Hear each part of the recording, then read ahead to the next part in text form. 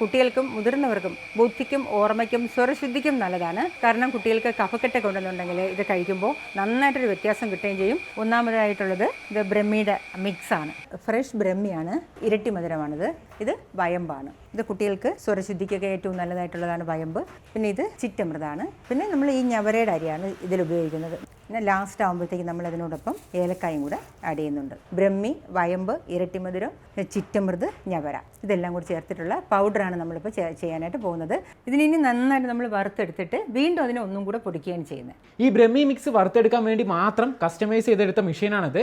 അപ്പോൾ ഇത് ഒന്നാമത്തെ ഘട്ടം കഴിഞ്ഞതിന് ശേഷം വീണ്ടും നമ്മൾ ഒന്നും കൂടെ ഇതിൽ പൊടിക്കും. അപ്പോൾ ബ്രഹ്മിയുടെ മിക്സ് റെഡി ആയിരിക്കുകയാണ്. ഇതേ പൊടിച്ച് കഴിഞ്ഞ് ഇതേ ടേബിളിൽ ഫില്ല് ചെയ്ത് വെച്ചിട്ടുണ്ട്. ഇനി ഇതൊന്ന് ചൂടാറണം. ഒരു ദിവസം എടുത്തതിന് ശേഷമാണ് ഇത് പാക്ക് ചെയ്യുന്നത്. ബ്രഹ്മിയുടെ മിക്സിൻ്റെ പ്രോസസ്സൊക്കെ കഴിഞ്ഞ് ഇതേ ഒരു ദിവസം മുമ്പ് പൊടിച്ച് വെച്ച ബ്രഹ്മിയുടെ മിക്സാണ്. അപ്പോൾ അത് പ്രോപ്പറായി അളന്നെടുത്ത് ചേച്ചിമാർ പാക്ക് ചെയ്യാണ്. ബ്രഹ്മി മിക്സിൻ്റെ ഒരുപാട് പ്രോസസ്സൊക്കെ കഴിഞ്ഞ് പാക്ക് ചെയ്ത് നമ്മുടെ കൈ കിട്ടിയിട്ടുണ്ട്. ഇത് ഉപയോഗിച്ച് കഴിയുമ്പോൾ കുട്ടികൾക്കും മുതിർന്നവർക്കും ബുദ്ധിക്കും ഓർമ്മയ്ക്കും സ്വരശുദ്ധിക്കും നല്ലതാണ്.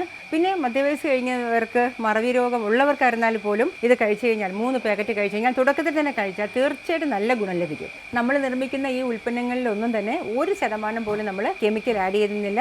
നമുക്ക് ബ്രഹ്മിയുടെ 4 പ്രോഡക്ട്സ് ഉണ്ട്. Brahmi mix, Brahmi jam, Brahmi syrup, ബ്രഹ്മിയുടെ ഓയിൽ. ഈ ബ്രഹ്മി ജാമിലും ബ്രഹ്മിയുടെ സിറപ്പിലും പനങ്കൽക്കണ്ടാണ് ആഡ് ചെയ്തിരിക്കുന്നത്, വൈറ്റ് ഷുഗർ അല്ല. പിന്നെ ഈ സിറപ്പിൽ എന്ന് പറഞ്ഞു കഴിഞ്ഞാൽ നമ്മൾ കുരുമുളകും അല്പം ഇഞ്ചിയും നമ്മളിതിൽ ആഡ് ചെയ്തിട്ടുണ്ട്.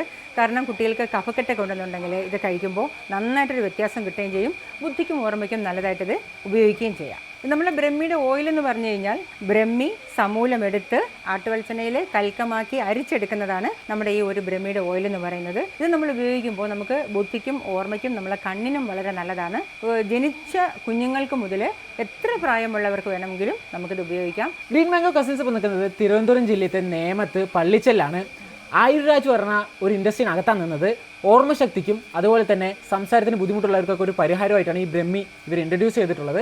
അപ്പോൾ ഇത് വേണ്ടവർ കോൺടാക്ട് ചെയ്യുക. നമ്പർ നമ്മൾ ഡിസ്ക്രിപ്ഷനിൽ കൊടുക്കുന്നുണ്ട്.